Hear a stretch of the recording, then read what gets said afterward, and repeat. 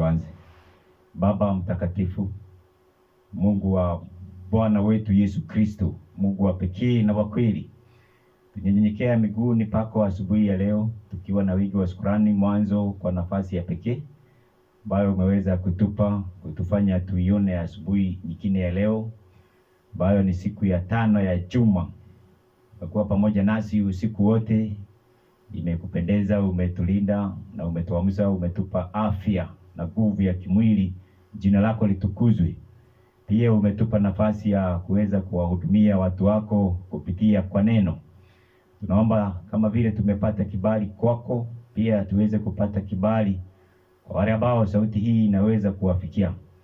Isikuwe tu ni kelele, bali iweze kuwa ni mibaraka, na neno lako iweze kuamulikia walio gizani, yale ambao tunaenda kuyangazia labda hawajaweza kuyasikia, iweze kuwa ni mwanzo kuyatafakari, wakiangalia kama hivyo ndivyo ilivyo, hatimaye waweze kufanya uamuzi ulio wa busara ambao umekuelekea wewe. Tunajikabidhi kwako siku ya leo. Wale ambao tukiendelea hawatapata nafasi ya kumalizia nasi, watakapotoka kuingia katika majukumu na shughuli za siku, tunawakabidhi wote mikononi mwako, ili mibaraka yako ya kipekee ya siku iweze kuwa nao. Wabariki wakienda, wabariki wakifanya kazi zao za mikono katika usafiri, uwe nao. Utubarikie maji na chakula cha mchana. Kwa wakati huu kwa njia ya kipekee tunapoenda kuhudumu kwa neno, tunaomba ubatizo wa Roho wako, uweke maneno yako kwa wingi ndani ya mioyo yetu. Tutakapokuwa tunanena, tunene yaliyo mausia yako. Fungua mioyo ya watu wako wanaosikia neno hili liwe la mibaraka. Katika Kristo tumeomba. Amina. Amina. Yeah, thank you very much. Karibuni sana tena. Tunawakaribisha tena. Haya, tunaendelea na pahali ambapo tulikuwa tumefika jana. Jana tulikuwa tunaangazia kuhusu ujumbe ambao Mungu wetu ameweza kutupa. Tukasoma maandiko mengi na tukaona Mungu ametupa, kuna ujumbe ambao Mungu ameahidi, ama kuna mtu ambaye atatuma wakati wa mwisho ambaye ataitwa Elijah. Elijah alikuwa na message. Na message ya Elijah, mwalimu wangu ningependa usomee kitabu cha Wafalme wa kwanza 16 mstari wa 31. Sikie is Wafalme, First Kings 16. Yeah, verse 31. Inasema vile Elijah alifanya. Inasema hivi. Naam. Ikawa kama ingelikuwa neno ndogo tu kuyaendea makosa ya Yeroboamu mwana wa Nebati, akamuoa Yezebeli binti. Huyu ni Ahabu, akamuoa Jezebeli binti ya Ethbieli, mfalme wa Sidoni. Akaenda akamtumikia Baali,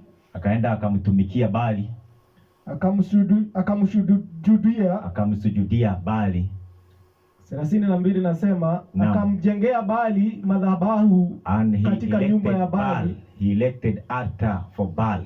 Huyu ni Ahab, akamjengea Baali madhabahu kwa nyumba ya Baali aliyoijenga huko Samaria. Ahabu akaifanya Ashera. Ahab akatengeneza Ashera. Ahab akazidi kumghadhabisha Bwana. Basi Ahabu akaendelea mbele kumghadhabisha Bwana Mungu wa Israeli, kuliko mfalme wote wa Israeli waliomtangulia Ahabu. So the call of Elijah, ukienda the next chapter 17 from verse 1, unaona 10 from there Elijah anakuja na message. Chapter 17. Yeah, verse 1. Inasema hivi. Basi Yeraya Mtishibe. Then Elijah the Tishbite wa wageni wa Gileadi. Naam. Akamwambia Ahabu, kama Bwana Mungu wa Israeli aishivyo, kama vile Bwana Mungu wa Israeli aishivyo, ambaye ninasimama mbele zake, naam, hakutakuwa na umande wala mvua miaka hii. Elijah anakuja na a message of judgment. Hakutakuwa na umande, mvua miaka hii, ila kwa neno langu. Neno la Bwana likamjia kusema. Asante, atafika hapo. So the issue, it was an issue with God. Israel departed from the worship of true God. So mission ya Elijah, it was to turn the people to worship of true God. The message of Elijah, the pattern of Elijah was to turn the people's mind to the worship of Jehovah, Jehovah Mungu wa Israeli. That was the sole message, the purpose of Elijah. Ndiposa Elijah alipotoka akakimbia, akamwambia Ahabu hakutakuwa na umande, akatoka akaenda kwa miaka 3.5. Hatimaye ndipo aliporudi, na crisis ilikuwa in the mouth of Carmel. I think it's the 1 Kings 18. Akawakusanya manabii wote wa Baali ili kuweze kudhihirika kwamba Mungu wa pekee ni nani. And so Elijah of the last days, Elijah wa wakati wa mwisho, kazi yake kubwa pia itakuwa ni kurejesha mioyo ya watu kwa Mungu. I think hiyo tulisoma jana in the book of Malaki 4 mstari wa 5 na wa 6. Nasema, tazama nitamtuma Elijah kabla haijaja siku ile ya Bwana iliyokuu na ya kuogofya. Na hapo haturudi. Naye ataielekeza mioyo ya wana iwaelekee baba, na mioyo ya baba iwaelekee wana. So there is another work to be done. Kuna kazi nyingine ambayo inapaswa kufanywa, ambayo ni ya restore worship to the only true God. Some while ago tulikuwa tumewahi soma tena mambo haya tena, lakini ni vizuri pia tunayarudia tena na tena na tena, ili watu waweze kuwa na msingi mzuri na waweze kuelewa. Unajua kitu kwanza ni kuelewa. Waelewe uzito na burden pahali iko. Katika wakati ambao tunaishi, kama vile ilivyokuwa katika Israeli, Mungu aliona watu wa Mungu pia watatoka katika ibada ya Mungu wa kweli. Na kama vile Israeli wa Mungu walitoka katika ibada ya Mungu, pia watu wa Mungu wataondoka katika ibada ya kweli. Hebu soma kitabu cha Isaya 40 mstari wa 9. Hii ni neno kwa wahubiri wa Injili. Isaya 40 mstari wa 8 wa 9. Yes. Inasema hivi. Ole wake. Isaya 40, sorry. Isaya 40 mstari wa 9.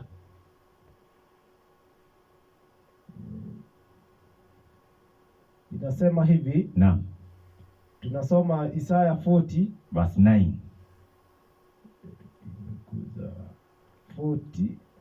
40 verse 9.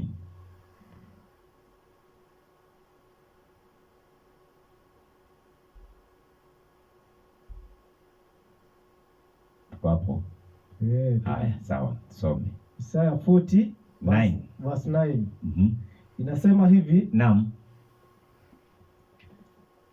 Wewe uhubirie Sayuni habari njema. Wewe uhubirie Sayuni habari njema. Panda juu ya mlima mrefu. Panda juu ya mlima mrefu. Wewe uhubirie Yerusalemu habari njema. Uhubirie Yerusalemu habari njema. Paza sauti kwa nguvu. Paza sauti kwa nguvu. Paza sauti yako. Paza sauti yako. Usiogope. Usiogope. Iambie miji ya Yuda. Iambie miji ya Yuda. Tazameni Mungu wenu. Behold your God. sasa hivi wale ambao wanahubiri na sisi tuko hapa, hatuko Yerusalemu, hatuyabii miji ya Yuda. Wale wahubirio habari njema katika hapa. Sasa tuseme hii neno ni yetu. Sasa tutasema aje? Kutaambiwa wapi? Wewe yahubiria habari njema wapi? Wakaaji wa Kayole. Hii ni neno la hawa letu. Mtaa wa Kayole. Hii neno ni letu. Eneo la Sabasaba. Eneo la Sabasaba. Na and it's surrounding. Naambiwa wewe uhubiria habari njema. Panda juu ya mlima mrefu. Sasa tuko juu ya nyumba. Hii ndio mlima mrefu. This is the farthest we can go. Hapa kwa sababu hapa hakuna mlima. Hapa ni manyumba. Ni manyumba, si ni manyumba. Ni manyumba. Hii yako refu sana. So hii ndio inaambiwa wewe uhubirie Zayuni, wewe uhubirie Kayole habari njema. Panda juu ya nyumba. Waambie wakaaji wa Kayole na maeneo yake, mtazameni Mungu wenu. Huyu ndiye Mungu wenu. Huyu ndiye tunayepaswa kumwabudu. Na usiogope. Na usiogope. Paza sauti kwa nguvu. Si ndio hiyo inasema? Inasema hivyo Biblia. Yes. Paza sauti kwa nguvu. Na usiogope. Waambie miji, maeneo yale wote, kila mtu anayesikia, this is your God. Why? Ni kwa sababu pia tunapokaribia mwisho, the worship of God will be forgotten. Ibada ya Mungu wa kweli watu watakuwa wamemsahau na kumwondokea Mungu wa kweli. To my investigation and according to the Bible, mimi naona ya kwamba tuko katika pahali ambapo Elijah wa wakati wa mwisho anahitajika. Mungu aweze kuleta Elijah ili aweze kurejesha ibada kwa Mungu wa kweli. Ni kwa nini? Saa hizi katika Ukristo kuna Mungu ambaye anaabudiwa. All Christian bow in the altar of one God. Mtumishi. Yes. Sijui kama kwa utafiti wako unajua all Christians wanabao katika madhabahu ya Mungu mgani? Utatu. Mungu anaitwa Utatu. All Christians. Trinity. All Christians bow in the altar of three God called a Trinity. Swali, the God of the Bible, are they three? Are they two? Or is he one? God is one. Mungu ni mmoja. Sasa wewe ndio umesema hivyo na sisi ndio tunasema hivyo, si ndio? Je, hivyo ndivyo Biblia inasema? Biblia inasema Mungu ni mmoja. Sasa ndio tunataka tuingie kwa Biblia. Ndio tuone ama ni sisi tunasema ama ni Biblia inasema. Sikiza, wewe mpendo wa Mungu. I believe this is one of the chief work. Hii ndio kazi ya kwanza.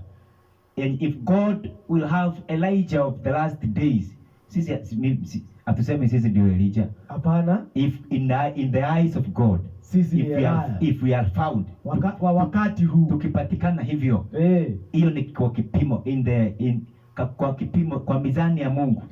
In the eyes of God, yeye ndiye anajua. But I believe he knoweth better. Lakini ninaamini kazi ya Elijah duniani ilikuwa hiyo. Tukiingia kwa mission ya Elijah, the chief work ilikuwa is to restore worship to God. Very true. Tunakumbuka hiyo katika mlima wa Karmeli. Na akauliza ya kwamba mtasita katika mambo mbili mpaka lini?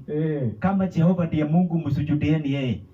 Na kama ni Baali muisujudie hiyo.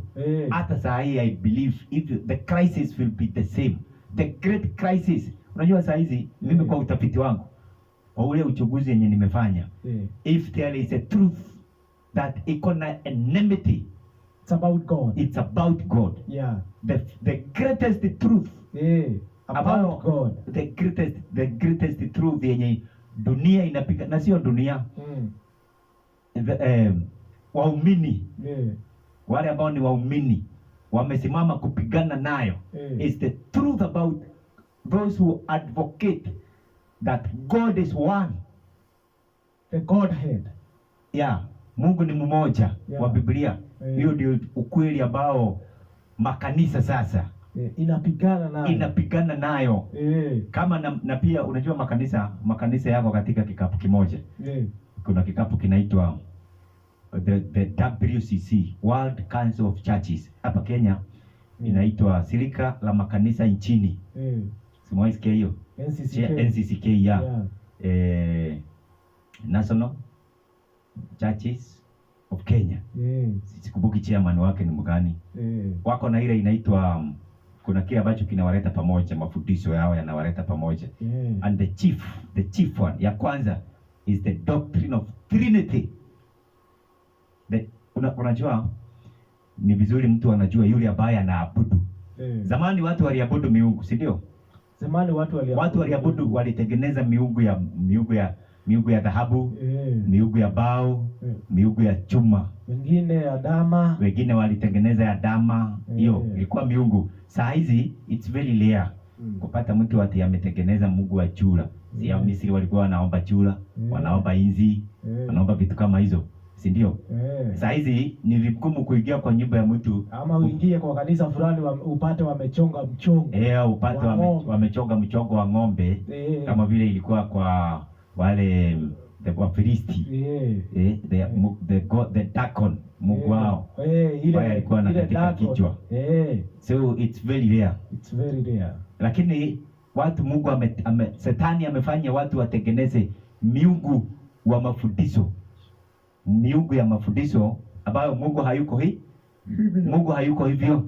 So it's good. Mungu amekusudia. Na soma tena. Soma kitabu cha Ufunuo 14 mstari wa 6. This is part of the last message of warning. Ufunuo 14 mstari wa 6. Inasema hivi. Naam. Kisha nikamuona malaika mwingine akiruka katikati ya mbingu. Akiruka katikati ya mbingu. Naam. Mwenye injili ya milele. Awahubiri hao wakaao juu ya nchi. This part of the last message of warning, the three angels message. The ujumbe wa malaika watatu ni ujumbe wa onyo la mwisho. Hawa Yohana anaona wakiwa wanapaa katikati ya mbingu, mwenye injili ya milele, na kila taifa na kila kabila, na lugha na jamaa. Naam, tuendelee. 7 inasema hivi. Akasema kwa sauti kuu, mcheni Mungu. Umesikia ujumbe ni ule, fear God, na kumtazama na kumtukuza, and give glory unto him, kwa maana saa ya hukumu yake imekuja. For the hour of his judgment is come. So the hour of God's judgment imekuja. Saa ya hukumu ya Mungu imekuja. So inasema worship him. Ni mwito wa kurejeza ibada ya Mungu ya kweli. Ni mwito wa kurejeza ibada ya kweli ya Mungu. Msujudieni yeye. Kwa hivyo ni kusema aje, Mungu anaposema hivyo ni kumaanisha Mungu alikuwa ameona kwa macho yake yenye haikosi. Alikuwa ameona ulimwengu utafika pahali utaachana na ibada ya kweli, na basi itabidi watu waweze kupewa mwito wa kurejezwa kwake, wamwabudu yeye. Fanya utafiti wako. Ningependa wewe, kila mtu afanye utafiti wake. Wewe enda ufanye utafiti wako ya kwamba is the Trinity God a true God?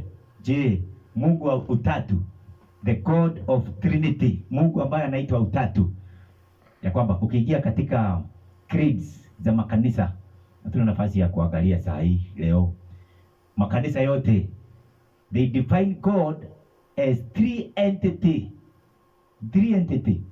One God made up of three persons. Three, Father, Son, and the Holy Spirit. Other says that the God is an office of three gods. Three gods. Wengine wanaamini ya kwamba Mungu is one person comprised of three person. Hajakamilika akiwa mmoja bila hawa watatu. Is one person in three. A person with three faces. na si mambo yetu. Hatuna nafasi ya kuingia kwa vitabu vya dini usikie vile ambavyo they define God, and if you bow in the worship of this God, basi na Mungu awe sio hivyo alivyo, you are not worshiping the true God. Swali, God of the Bible ni mmoja, ni wawili ama watatu? Soma Kumbukumbu la Torati 6 mstari wa 4. Ukianza na Old Covenant, Agano la Kale. Ukianza na Agano la Kale linasema Mungu ni mmoja. Kumbukumbu la Torati 6 mstari wa 4. 6:4. Naam. Inasema hivi. 6:4. Ya 6:4. Deuteronomy. Sikiza Israeli. Israeli. Bwana Mungu wetu, Bwana the Lord our God, Bwana ndiye mmoja. The Lord is one God.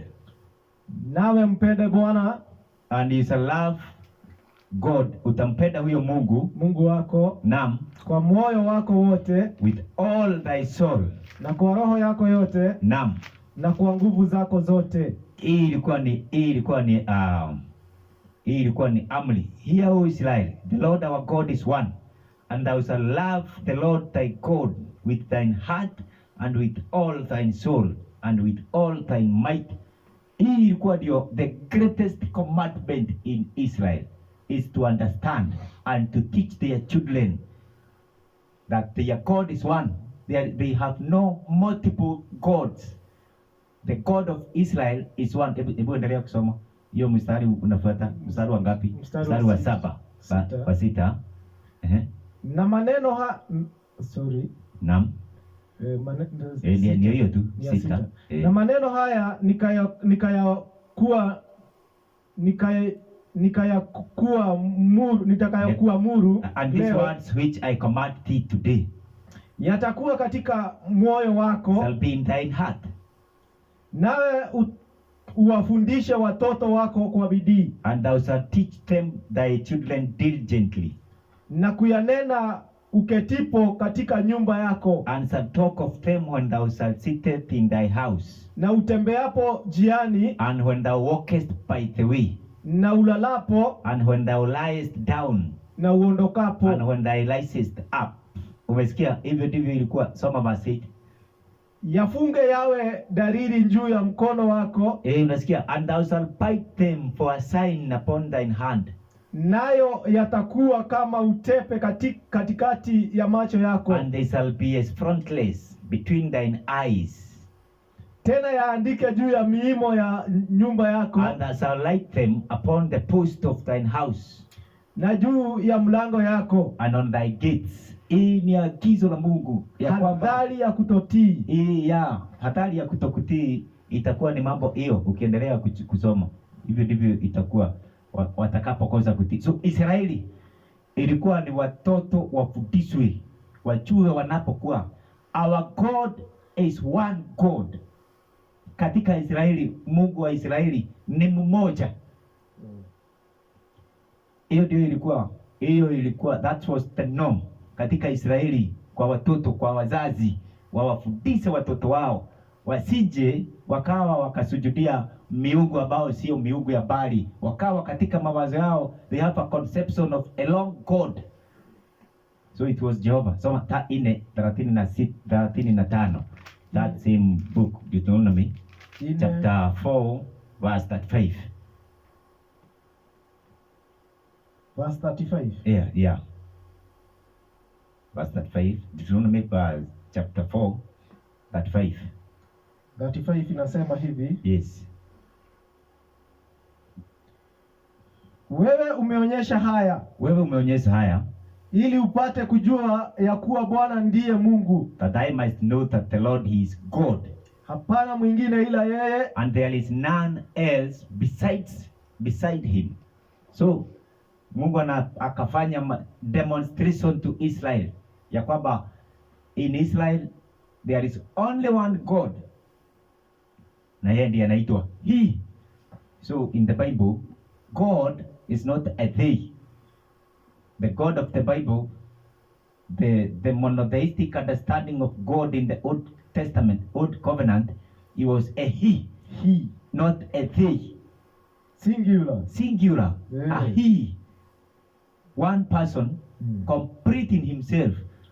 The Bible does not advocate 3 in 1 gods, but the Bible advocates a God who is a he.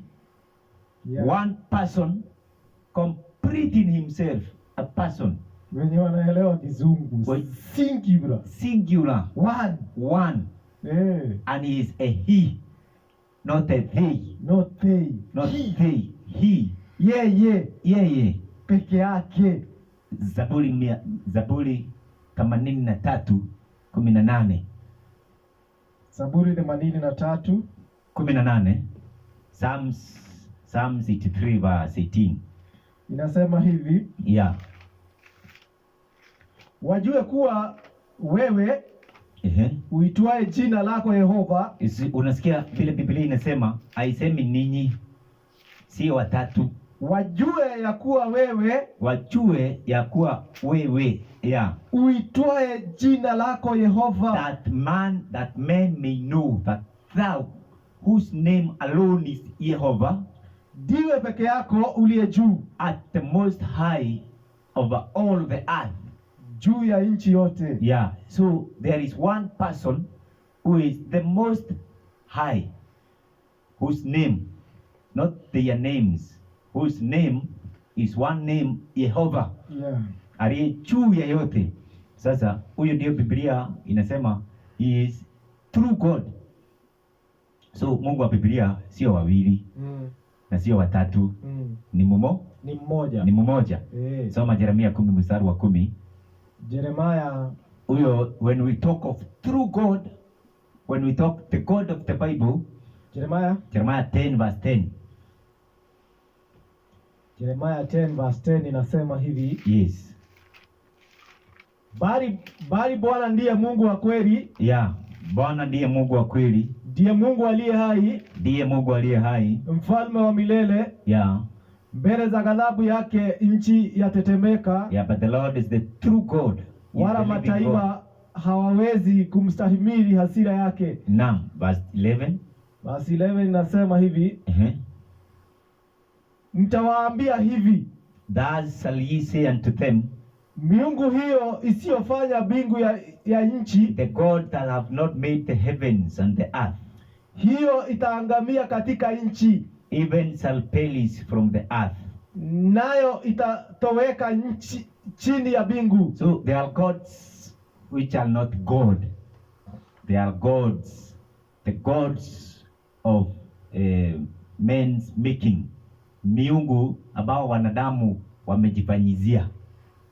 Na hiyo hata sasa kuna miungu ambao sio Mungu wa kweli, ni miungu ambao watu wamejifanyizia kwa njia ya usomi. Kwa njia ya usomi. Is God of men's own making. Wamejifanyizia miungu ambao sio Mungu wa Biblia kupitia mafundisho. Lakini yaliyopotoka. There is one outstanding God who is about hawezi kuwa compared with God, all powerful, all able. Unajua kuna jambo moja ambalo unajua common man, watu wa kawaida, wale ambao sio watu wa dini, mostly they believe that there is one God. Yeah. Mtu ambaye hana msingi wowote wa Mungu, wa dini. Wa dini. Wale ambao sio watu wa dini, the common men. Ukimuuliza Mungu ni wangapi, there is no controversy. Atakwambia ni mmoja. Atakwambia Mungu ni mmoja. Hata hamwezi bishana kwa hiyo. Hamwezi bishana, na anamaanisha ni mmoja. Na anamaanisha ni mmoja. Kwa roho yake anajua ni mmoja. Kwa roho yake anajua ni mmoja. Lakini akiingia katika dini, mafundisho anapokea kwamba Mungu ni wangapi? Ni watatu. Katika mmoja. Hapo ndio anafundishwa mafundisho iliyopotoka. Mafundisho yenye hayako kwa Biblia. Anaambiwa God the Father, God the Son, God the Son and God the Holy Spirit. Hakuna terms kama hizo katika Biblia. Hakuna. There is no title, there is no office of God the Son in the Bible. Hiyo ni mafundisho iliyopotoka. Hakuna ofisi ya God the Holy Spirit in the Bible. there is only one office of God the Father. One God, one person, the Father, who is the God of the Bible. Ikia katika, unajua Mungu hataki wale ambao ni pride. Unajua most of the people they are pride worshippers. Bride kwa kufundishwa tu. Wao they are bride worshippers. Wao wanaamini ni kwenda kanisa kuomba Mungu, lakini hawajui madhabahu ile ambaye ameenda ni madhabahu ya Mungu gani. Hata Mtume Paulo alikuwa anaambia watu wa mahali alikuwa ameenda kuhubiri huko, kupeana injili Athens. Yes. Wawe kama watu wa Berea. Hiyo ni watu kama wa Berea. Wakifundishwa ama ukipewa fundisho yoyote katika dini. Yes. Ama na mhubiri yoyote. Yes. Una nafasi ya kwenda kuchunguza wewe mwenyewe. Udhibitize kama hayo vile wamenena. Ni vizuri hata fundisho hili. Yes.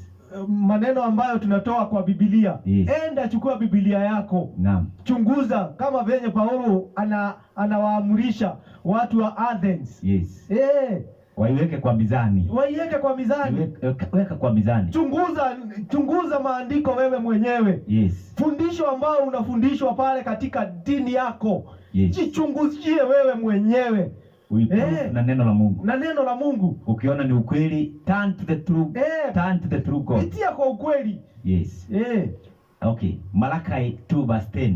Malachi.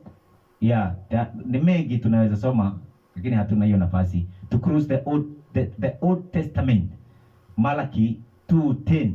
Bili mstari wa 10. Mstari wa 10. Yes. Nasema hivi. Malachi 2 mstari wa 10. Yes. Je, sisi sote hatuna baba mmoja? Sisi sote hatuna baba mmoja? Mungu aliyetuumba sisi mmoja, si ni mmoja tu? Mungu aliyetuumba si mmoja tu? Basi usipite 10, si ndio? Mbona kila mmoja wetu anamtenda ndugu yake mambo ya hiana? So inauliza hivi, is not have we not all one Father? Hath not one God created us? Hath not one God. So katika Agano la Kale utapata strictly the worship of God. They believe that God is one. They had a monotheistic understanding of God. Mono means one. So hiyo ndio wazo. Swali, katika mafundisho ya Kristo, na yeye Kristo na yeye alipokuja, it is believed with most Christians that Christ is part of God. Christ is part of God. Because God is a unit. Sindio? Yes. God being a unit, so Christ is part of God. So did Christ teach that he is part of God? No. Tuingie katika mafundisho yake. Ni nani yeye mwenyewe? John 1 verse 18. Yeye mwenyewe his doctrines alipoanza kufundisha akasema hakuna mtu aliyemuona huyo Mungu ambaye Agano la Kale walikuwa wanamwabudu. Hakuna. John 1:18 inasema hivi. Yes. Hakuna mtu aliyemuona Mungu wakati wowote. No man hath seen God at any time. This is the doctrine of Christ. Mungu mwana pekee aliye katika si Mungu mwana. Hiyo ni translation ya Kiswahili. Ukisoma kuna King James. Kwa hiyo tu. Hebu soma Kiingereza kwanza. Unajua hii ni mentality ya wale walifanya translation. Waliweka wakasema ni Mungu mwana. Ni Mungu mwana. No man had seen God at any time. No man, hakuna mtu aliyemuona Mungu duniani wakati wowote. The only begotten son, mwana wa pekee wa Mungu. Kweli ni tafsiri ya Biblia. Ni tafsiri ya Kiswahili wametafsiri vibaya. The only begotten son. Only, kama vile John 3:16 inasema for God so loved the world that he gave his only begotten son. So anasema no man had seen God. Ni kusema hakuna mtu aliyemuona Mungu. The only begotten son who is in the bosom of the Father hath revealed him. Hebu soma Kiswahili nayo usikie Kiswahili inasemaje?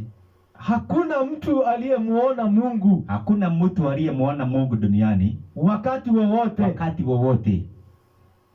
ila mwana pekee. Soma vile wameandika. Soma tu vile imeandikwa. Haya. Hakuna mtu aliyemuona Mungu wakati wowote. Hakuna mtu aliyemuona Mungu wakati wowote. Mungu mwana peke yake. Lakini hakuna title ya Mungu mwana. Si ndio? Hakuna. Hiyo ni mistranslation. Ya wale wametranslate from King James to Kiswahili. So the King James had the correct rendering. Yeah, the only begotten Son had declared him. So if you want to know who is God according to Christ, ask Christ, muulize. He is not the part of God. He is God's son. Yeye mwenyewe ni mwana wa Mungu. Ni mwana wa Mungu. John 17 verse 1 and 3. John 17 verse 1, 2 and 3. John 17 mstari wa kwanza inasema hivi. Yes. Maneno hayo aliyasema Yesu. Haya maneno tunaenda kuyasoma, aliyasema Yesu. Akainua macho yake kuelekea mbinguni. Akainua macho yake juu kuyaelekeza mbinguni. Akasema, Baba, saa imekwisha kufika. Unasikia, Christ addresses God as his Father. Yeah. And there is one God, the Father. So this Father, Christ address him as God, the Father. Anamwambia sasa, saa imekwisha kufika. Mtukuze mwanao. Glorify thy son. Ili mwana wako naye akutukuze wewe. Yeah, ili na yeye mwana aweze kukutukuza. Kama vile ulivyompa mamlaka juu ya watu wote wenye mwili. Given him power over all flesh.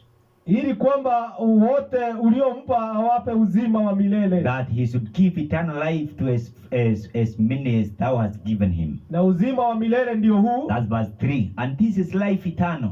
Wakujue wewe. That they may know thee. Mungu wa sikiliza. Huyu ni Yesu. Kristo hasemi that they may know us. Kama Mungu. Christ addresses the Father as that term tumesema singular. That they may know thee. And this thee is the only na huyu ni nani? Ni Yesu. Ako wapi? Ako hapa duniani. Anaombea wanafunzi wake akiomba Baba. Akimwambia wakujue na sikiliza hapa. Inasema na huu ndio uzima wa milele. Sikiza. To have life eternal. The first kitu ya kwanza kupata ili uwe na uzima wa milele is to know God, who is true God in the Bible. That's life. That they might know thee. That they might know thee, the only true God. The only true God. And Jesus Christ. And Jesus Christ. Who thou hast sent. So according to this scripture, who is Christ? Is the one who is sent from God. Ni mwenye Mungu alituma. Na huyu Mungu alituma kwa Kristo, yeye ndiye Mungu. Huyu ambaye amemtuma huyu Kristo, huyu ndiye Mungu wa kweli. Na ndio Kristo anasema, na hiyo ndio uzima wa milele. Ya kwamba wanadamu wamjue yeye ndiye Mungu wa kweli. Yaani Biblia inasema, yes. Na uzima wa milele ndio huu. Na uzima wa milele ndio huu. Wakujue wewe. Ni wanadamu wajue Mungu yule wa Mungu wa pekee wa kweli. The only true God. Na Yesu Kristo uliyemtuma. Na wajue Yesu ambaye Baba huyo Mungu wa kweli alituma. Yaani so life eternal is to know two persons. Kristo alitumwa na Mungu. Kristo alitumwa na Baba. Yeye ndiye Mungu wa kweli.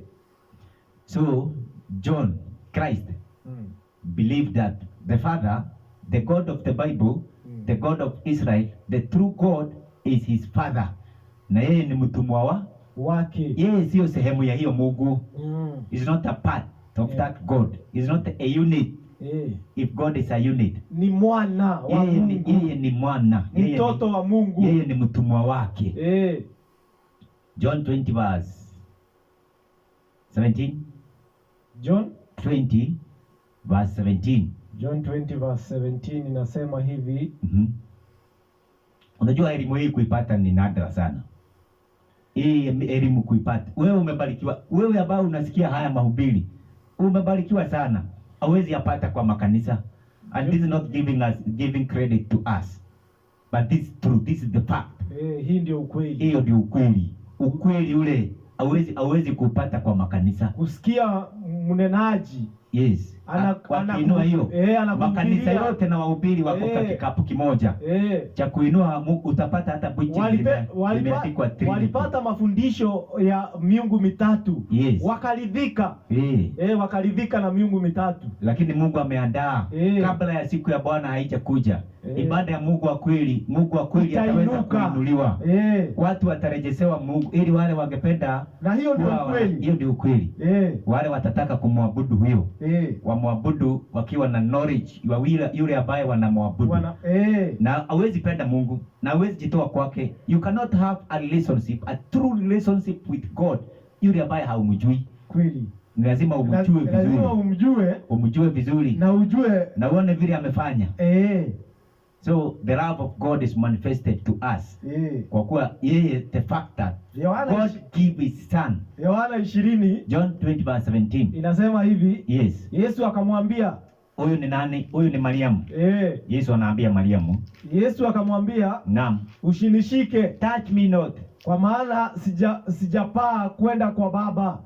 Yesu anamwambia Mariamu hivi. Mariamu amekuja ameona Yesu. Na Mariamu Yesu amefufuka.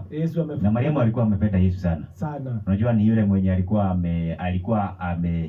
aliokolewa kwa kupigwa na mawe. Alipokuwa walikuwa wamedai amemsika in the act of adultery. Yesu akasema yeye mwenye hajawahi fanya dhambi hao wa kwanza kumpiga. Kumrushia mawe. Alikuwa ametolewa pepo 7. Huo Mariamu. Yule tu Mariamu. Ndio alikuja na alabasta ya mafuta akagonga akam-anoint Kristo kwa miguu. Kwa kuwa alikuwa amempenda sana. Upendo wa dhati. Sasa wakati Yesu alikufa, his only savior, his only hope of life, Kristo akawa amekufa. He left the lives of these watu wakiwa destitute, wakiwa sasa Mariamu akiwa mmoja. Nakumbuka hiyo jioni walikuwa wameenda kumpaka mafuta. Wakakuta Sabato imeingia. Wakasema turauke asubuhi. Kurauka asubuhi hayuko. So wakawa wanalilia kwa kaburi. Ndipo Yesu akakuja akamwambia mwanamke, ni nini unalia? Yesu, Mariamu kwa furaha akaenda akataka kumkumbatia, mwambie Bwana wangu, usinishike.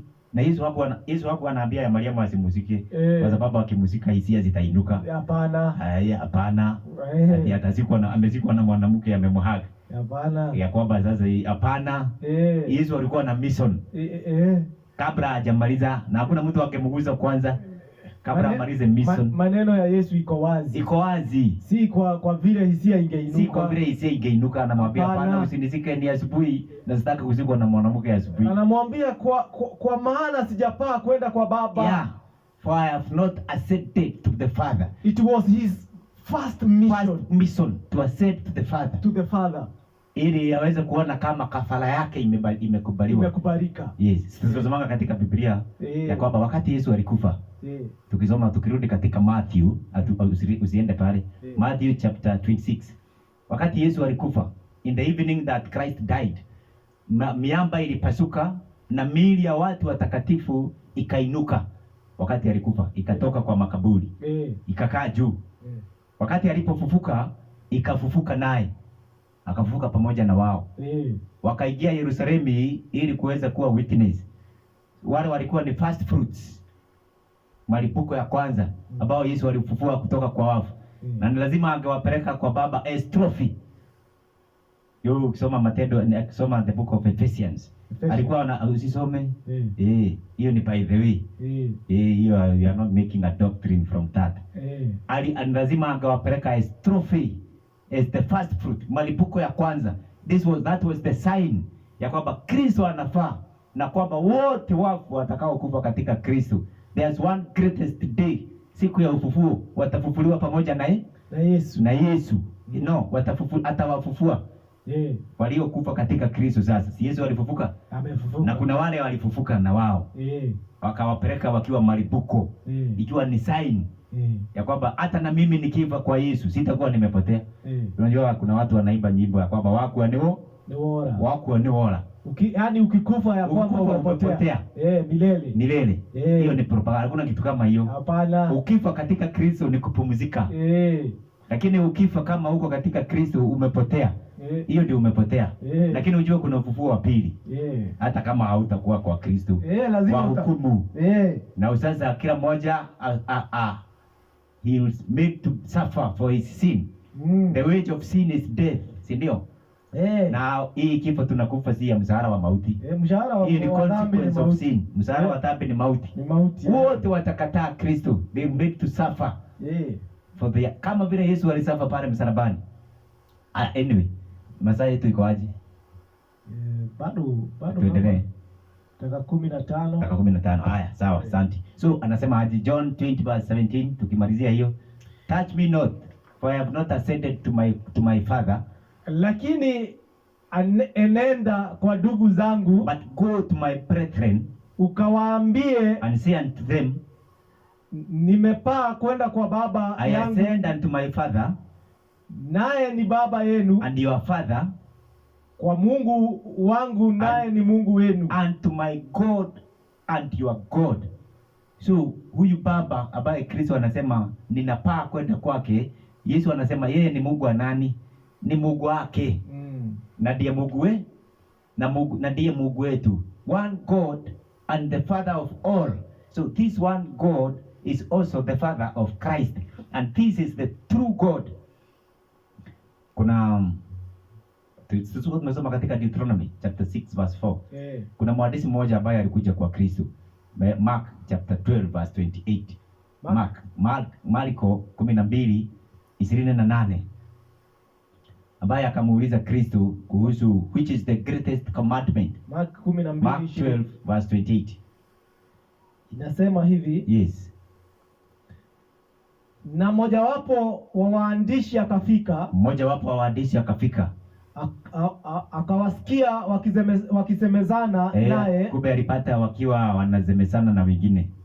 Akatambua ya kuwa amewajibu vyema. Naam. Akamuuliza. Yeye akasema na mimi wacha nikuulize swali. Katika amri zote ni ipi iliyo ya kwanza? Ni ipi iliyo ya kwanza? Yesu akamjibu. Ya kwanza ndiyo hii. Sikia Israeli. Bwana Mungu wetu ni Bwana mmoja. Our Lord is one God. Nawe mpende Bwana na Mungu wako, Mungu mmoja, kwa moyo wako wote, na kwa roho yako yote, na kwa akili zako zote, na kwa nguvu zako zote. Yeah, that's the greatest command. Unajua Israeli Mungu alipowainua pia, unajua walikuwa wabomoe madhabahu ya miungu isiyo ya kweli. Hiyo ndio ilikuwa kazi. Kusoma katika Deuteronomy, I think it's Deuteronomy chapter 12 na mafungu mengine mengi, Mungu alikuwa ameambia Waisraeli ya kwamba maasera, madhabahu yote, I think it's 12 from verse 1 to 3, mtayabomoa na muweze kurejeza madhabahu ya Mungu wa kweli. Kumbukumbu la Torati 12. Kusoma moja tusikie kama ni hapo. Inasema hivi. Naam.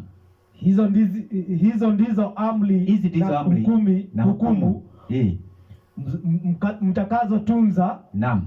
Kuzifanya katika nchi aliyokupa Bwana Mungu wa baba zako umiliki. Naam. Siku zote mtakazoishi juu ya nchi. Yes. Vujeni kabisa mahali pote walipokuwa wakimtumikia miungu. Sasa unasikia hili ni agizo ya Israeli. Vujeni kabisa pahali walikuwa wanaitumikia miungu ya mataifa. Wavuje madhabahu ya miungu ya mataifa. That was elected. Which was contrary to the altars of true God. Yes. Destroy utterly the altars. Juu ya milima mirefu. Na juu ya vilima. Na chini ya kila mti wenye majani mabichi. Naam. Hiyo ilikuwa ni agizo. Na pia agizo kama lile nani alipewa Yeremia. Akaambiwa aende neno la Mungu ni nyundo, ni ya kubomoa.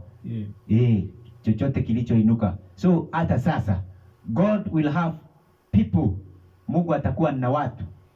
Those who will restore worship to God. Then kuna kazi ya kudestroy the altars which are erected, ambao ni si madhabahu ya Mungu wa kweli.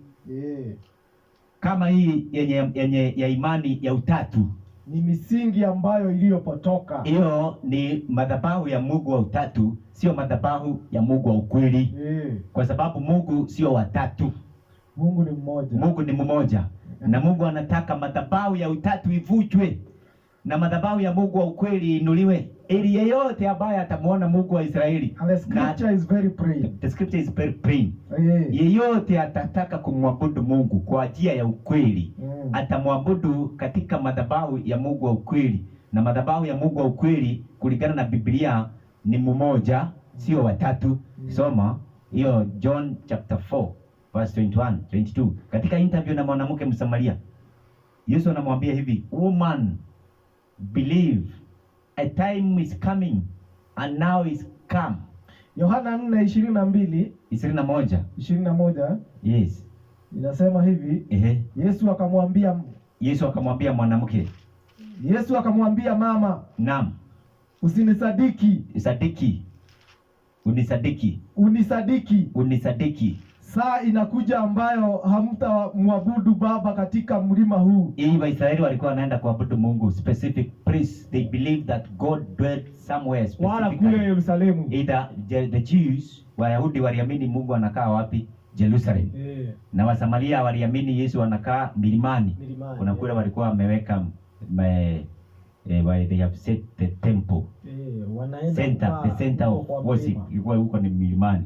So Yesu anakuja kuangamiza hayo, ya kwamba God, the worship of true God in the last time, wakati nyakati za mwisho, kuanzia wakati wa Kristo, haitakuwa ni Jerusalem will not a center of worship, neither milimani, but the true worshipers. Haya, endelea. That's the hiyo ndio wazo, the idea ambayo Yesu anatoa kwa mwanamke. 23 inasema, naam, lakini saa inakuja, but anawa cometh, saa yaja, nayo sasa ipo, ambayo waabuduo halisi watamwabudu Baba katika roho na kweli. Yeah, true worshippers of Jehovah will worship the Father. True worshippers will worship the Father in truth and in spirit. Kwa maana Baba awatafuta watu kama hao wamwabudu. Mungu anatafuta watu kama wale wanamwabudu kwa ukweli. Kwa kweli. Unajua mambo mengine unajua hayajulikani. Watu unajua kunalingana na tradition na vile ambavyo watu wamekuwa wamelelewa. Mambo mengine watu hawayajui. But in God's timing, in God's own time, every person will be brought to light. Kila mmoja ataletwa. Kuna mambo ambayo tunasema, tulisoma I think ni jana, Amos 3:7. Surely the Lord God, hakika Bwana Mungu hatafanya jambo lolote kama hajawafunulia watumishi wake siri zake na manabii siri zake. Hakika. Kwa hivyo kama maandiko yanasema mwisho hautakuja, kila mmoja kuna kitu ambacho ataletwa yeye mwenyewe aweze kujiamulia. Kila mmoja, every person will be brought face to face with one thing, ajiamulie either ni Mungu ama sio Mungu. There are two worships, the worship of the beast and the worship of God. Ibada ya mnyama na ibada ya Mungu. Ibada ya Mungu ya kweli vile ilivyo, kila mmoja ataletwa katika swala hili. Everything connected with God truly, kila mmoja atakuwa na uamuzi wake, and ama achague these things connected with the policies of the beast. Hiyo ni mambo ya unabii. Tunahubiri unabii hapa nje masaa ya mchana, jioni. So kwa ile ambaye angependa kuelewa mambo ni mwanzo tu, tuko mwanzo tunaweka tu msingi wa unabii, hatujaingia deep. Unajua watu wanaona tu ni mzaha. Watu wanaona ni mahubiri tu ya kawaida. Wanazoea mahubiri. Hapana. Sio kawaida. Ni wahubiri tu wa mtaa. Ni kweli sasa Mungu ametufanya tuwe wa mtaa. Lakini pima message. Ni maneno ambayo ina uzito. Ni vizuri kupima message. So ni mambo ya unabii. Na tuko mwanzo pale. Ndio tunasema hata kuna vitabu na vichapisho. Yule angependa kwenda kujichukuzia. Unajua watu wanaogopa kuchukuza. Pia tena ukipata nafasi ya kukuja kuuliza maswali, unakuja hapo. We are so much available. Hapo nje. Ndio hatuko kwa nyumba. Tuko hapo nje. We are accessible. So tulikuwa wapi? Ibada, Mungu anataka atapea kila mtu nafasi ya kuamua. Either God, everything that is connected to God truly, ama mtu akatae na awe na njia yake. Umemaliza? Maliza hiyo. Imeisha? 24 inasema, Mungu ni roho. God is a spirit. Nao wamwabuduo yeye iwapasa kumwabudu katika roho na kweli. And those who worship him must worship him in truth and in spirit. So true worship is characterized by spirit. Mungu wa kweli, lazima tumwabudu kwa kweli. So huyo ni Yesu. Hiyo ni mafundisho ya Yesu. Je, mitume, the apostle, walifundisha? Tumeona Agano la Kale walikuwa na wazo ya miungu wangapi? Mmoja, si ndio? Na yeye Yesu na yeye amekuja, amewafundisha, amewaelekeza kwa Mungu wangapi? Mmoja. Na anasema huyo Mungu yeye ndiye baba yake. Na ndiye Mungu wa kweli. Soma Romans chapter 15 verse 6. Romans 15:6. Sikiza mahubiri ya mitume. Mitume waliwaelekeza watu kwa ibada ya Mungu mmoja. Warumi 15 mstari wa 6 inasema, naam, ila kwa moyo mmoja na kwa kinywa kimoja mpate kumtukuza Mungu Baba wa Bwana wetu the Father, Yesu Kristo, the Father of our Lord Jesus Christ. Injili kwa Wayahudi na kwa mataifa. So the apostles walifundisha God is the Father of our Lord. Kwa hiyo mkaribishane ninyi kwa ninyi. 1 Corinthians chapter 8 verse 4 to 7. Enda hapo. 1 Korintho wa kwanza 8 kuanzia 4 mpaka 7. 8 mpaka 7. 4 mpaka 7. Wakorintho wa kwanza 8 kuanzia 4. Kuanzia 4 hapo. Basi kwa habari ya kuvira vitu vilivyotolewa. Enda 5. 5 inasema hivi. Naam. Kwa maana ijapokuwa wako waitwao miungu, ijapokuwa hata sahihi kuna wale wanaoitwa miungu. Mostly kuna miungu wa utatu. Ambao Wakristo wanaabudu. Anasema Mungu ni utatu. That's a very if there is a controversial subject in the Christian's faith is the doctrine of Trinity. Tuko na vitabu vyao hapa. Ni vile leo kwanza tuweke msingi. Wacha tuweke msingi kwanza. Tutakuja kusoma vitabu vya dini. Usikie vile dini inasema kuhusu fundisho la utatu. But to the apostle, the apostolic faith ilikuwa ijapo kunao waitwao miungu, hata sasa kuna wale wanaitwa miungu, bali kwao ama biguni, kama ni biguni, ama duniani, ama ni duniani, kama vile walivyoko miungu mingine. Kuna miungu wengine wengi na kuna mabwana wengine wengi. Lakini kwetu sisi ni mitume wanasema to us there's no contradiction. Mungu ni mmoja. To us there is one God, aliye Baba, and this God is the Father, ambaye vitu vyote vimetoka kwake. Ambaye vitu vyote, in whom all things do consist. Vitu vyote vinatoka kwake, nasi tunaishi kwake, and we live by him. Yuko na Bwana mmoja. Unasikia huyu Mungu mmoja, huyu this true God had one Lord, akona Bwana mmoja, Yesu Kristo. Yeye Yesu Kristo, ambaye kwake vitu vyote zimekuwapo. Christ, vitu vyote vimekuwa kupitia kwake, na sisi kwa yeye. Tutarudi hapo wakati mwingine kidogo tutakapokuja kuangalia kuhusu Kristo na yeye ni nani, Mungu akitupa nafasi. So na yeye Kristo vitu vyote vimekuwapo. Ni kivipi vitu vyote vimekuwa kupitia kwa Kristo? That's a subject of another time. But for now, the apostolic faith, they declare their faith that they believe that God is one, who is the Father. 1 Corinthians 11 verse 3. 1 Corinthians 11:3. Wakorintho wa kwanza 11 mstari wa 3. Wakorintho wa kwanza 11:3 inasema hivi. Lakini nataka mjue ya kuwa kichwa cha kila mwanaume ni Kristo. Sasa sikiliza, hapa kuna ile tunaita ladder from man to God. The head of the Christian church, the head of man ni Kristo. Kichwa cha mwanadamu ni Kristo. Na kichwa cha mwanamke ni mwanaume. Na kichwa cha mwanamume ni kanisa, ni mwanamke. No.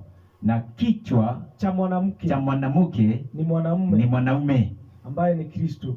No. Ni mwanamume. Kichwa.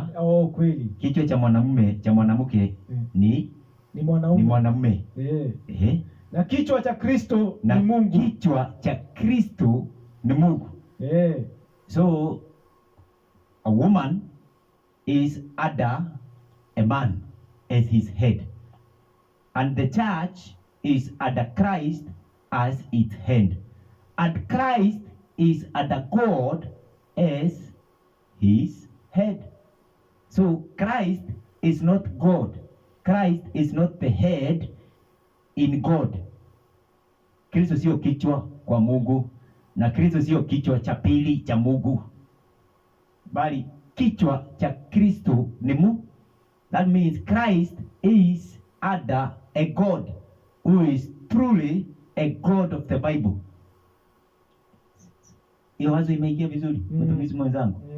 1 Corinthians 15:24 ndipo maandiko yanasema, ukisoma hiyo now 1 Corinthians 15 from verse 24. Now Christ being Lord, ni Baba amemfanya kuwa Bwana. Wakorintho wa kwanza 15:24 24 inasema kuna mwisho unafika, mwisho unakuja. Hapo ndipo mwisho utakapokuwa. Then the end shall come. Atakapo pomba Mungu Baba ufalme wake, ambapo Kristo atarejesha ufalme kwa Baba. Atakapo batilisha utawala wote. Naam, huyu ni Baba. Na mamlaka yote na nguvu. Maana shati amiliki yeye. Saa hii ni lazima Kristo aweze kumiliki, hata awaweke maadui wake wote chini ya miguu yake. Ni mpaka Kristo amiliki na kuweka maadui wote wake wa Kristo na wa Mungu katika miguu yake. Adui wa mwisho atakayebatilishwa ni mauti. Na adui wa mwisho atakayebatilishwa ni mauti. Endelea tu, na pale nataka tufike. 27 inasema kwa kuwa for God the Father alivitiisha vitu vyote chini ya miguu yake. Has put under his feet, under whose feet? Under Christ's feet all things. Lakini atakaposema, but when he said, vyote vimetiishwa, ni dalili ya kuwa yeye aliyemitiisha vitu vyote hayumo. Sikiliza hapa vizuri. Nasema but when he said all things are put under him, it is manifest that he is accepted which did put all things under him. Sijui hapa ni theological terms ziko hapa. Kuna yule ambaye ametiishwa, vitu vyote vimetiishwa miguuni pake. Si ndio hiyo? Ni nani vitu vyote vimetiishwa miguuni pake? Yesu. Ni Kristo. Ni nani aliyevitiisha vitu vyote chini ya miguu ya Kristo? Mungu. Ni Mungu. Na yeye Mungu hajatiishwa chini ya miguu ya Kristo. Ndio inasema he who hath put all things under subjection is exempted. Yeye hayuko hapo. Kweli. Kwa sababu ni yeye anatiisha vitu vyote kwa miguu ya nani? Ya Kristo. Haya, tuendelee. Basi hiyo ni verse 28.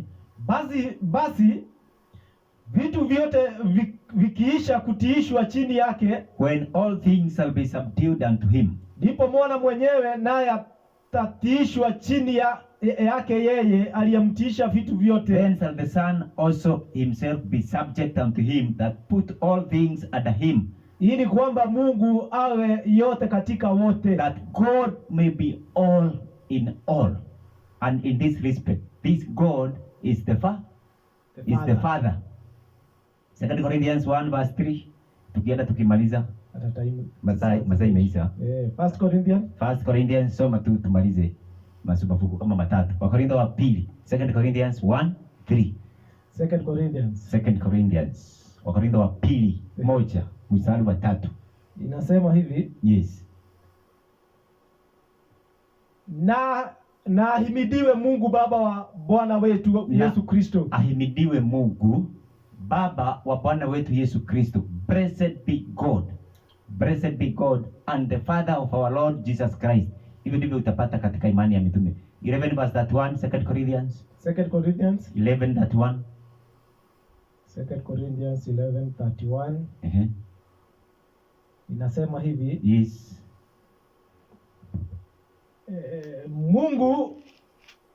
Mungu Baba wa mwana Yesu, Mungu Baba wa Bwana Yesu, Bwana wa the God and Father of our Lord Jesus Christ. Yeah, thank you very much. Hiyo ndio maneno nilikuwa natafuta. The God and the Father of our Lord Jesus Christ. So who is God? God is the Father of Christ. Yeah. Christ is the Son of God. He has a God. Christ is not a part or a unit in God. God is one, who is the Father, and he is the God of Christ. Nafikiri hiyo inaingia vizuri. Kama kuna subject ambayo inafaa kila mmoja ambaye atampenda Mungu aweze kuiangalia, you cannot love God supremely if this subject haujaweza kuielewa, haujaweza kuiona vizuri, hawezi kujitoa kumtumikia vizuri. Na maandiko yanasema hatimaye mwisho, in heaven there is no place for gods. In heaven, mbinguni hakuna nafasi ya miungu. And we shall see the face of God, not the face of gods. One God, one person. Wagalatia 3 mstari wa 20. Wagalatia 3:20.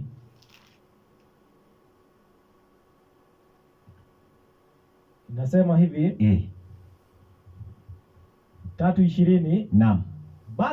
Basi aliye mjumbe si mjumbe wa mmoja. Aliye kizungu inasemaje? Now a mediator is not a mediator of one. Now a mediator is not a mediator of one. But God is one. But God is one. Mediator, mpatanisi. Anafanyia wapatanisi watu wengi. Lakini Mungu ni wangapi? Ni mmoja. Mungu ni mmoja. Waefeso 1 mstari wa 3 kwa wakati wako mtu atajisomea. Soma Waefeso 4:6. Tuenda tukimaliza.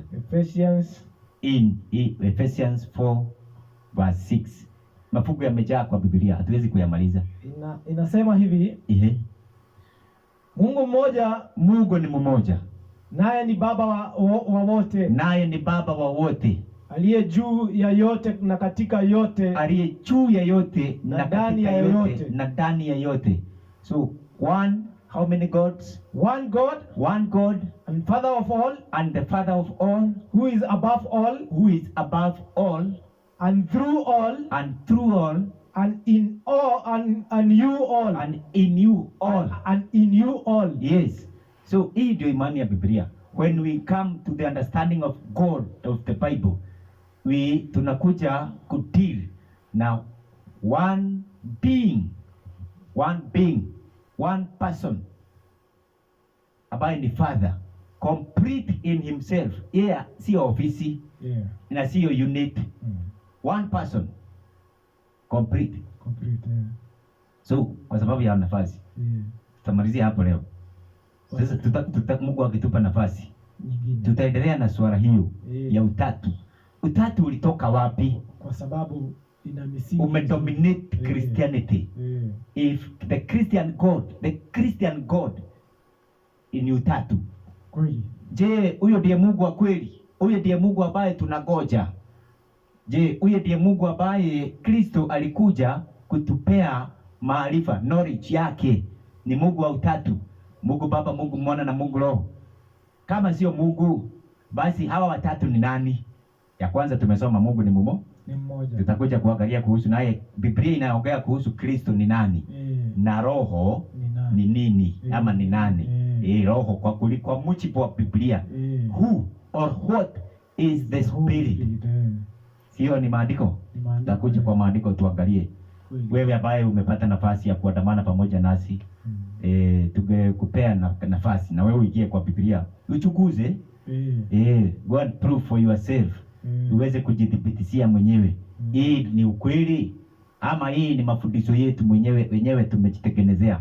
Sisi tunatumia Biblia, Bible and Bible alone. Kama kuna mambo mengi yenye mengine tunasoma ni vitabu vya dini which are contrary with the teaching of the Bible, to prove them wrong. Kwa yule ambaye anatamani kuja kwa msingi wa kweli, asifuate dini, nawe na uchuzi wa kweli. Be blessed, have a good day. Enda uchuguze, kuwa kama Mberoya. Waberoya walikuwa wanaenda kuchuguza kama hayo mambo ndivyo alivyo. Kama vile Mungu hataki pride worshippers. Hata saa hizi utakuwa na wale ambao watachuguza. Don't worship blindly. Chuguza. Tufungie na ombi mtumishi. Na tumalizie na ombi. Naam. Na tuombe. Mungu wetu na Baba wetu, tunanyenyekea mbele zako tukiomba msamaha wa dhambi. Bwana, tumekukosea kwa kuvunja sheria yako ya kwanza, tusiwe na miungu mingine ila tuwe Bwana. Tumekukosea kwa kusoma na kujua injili ambayo iliyopotoka. Bwana, tunaomba ukaweza kutusamehea dhambi. Bwana, ukatuosha na damu ya mwanao Yesu Kristo iliyomwagika msalabani kwa ajili ya dhambi zetu. Bwana, umeona ni vyema tukaweza kushiriki neno lako ambayo umeweka msingi na ni msingi wa kweli ya kuwa wewe ni Mungu mmoja. Mungu, tunakuomba ukaweza kutuongoza, ukaweza kutulinda na kutuhifadhi. Wacha Mungu wetu ukaweza kutusaidia kwa akili zetu na roho zetu, tukaweza kuwaza kwa njia ambayo ni takatifu na ambayo Mungu umetuamurisha tukaweza kupitia, ya kuwa tupitie njia ya kweli na njia ambayo wewe Mungu umetuamurisha. Bwana, tunakushukuru kwa nafasi hii umetupea tukaweza kushiriki neno lako. Yeyote ambaye amesikiwa na ujumbe huu, Mungu wetu, tunamkabidhi mikononi mwako asubuhi njema, ukaweza Bwana kumkumbuka na njia ya kipekee. Tunamwombea mibaraka yako, wacha neno ikawa na msingi katika maisha yake. Mungu, kila hitaji la mioyo yetu, kila hitaji ambayo tunahitaji Mungu wetu, tunaomba Bwana ukaweza kututimizia, kwa sababu wewe ni mwema. Tunajua wewe ni mwenye baraka, wewe ni mwenye nguvu. Tunajiachilia mikononi mwako tukijua Mungu wewe ni muweza, na Bwana utatufanyia makuu kwa sababu wewe ni Mungu mkuu. Na ni katika jina lake Kristo tumeomba na hata kuamini. Amina. Amina. Yeah. Thank you. Siku njema. Hata jioni.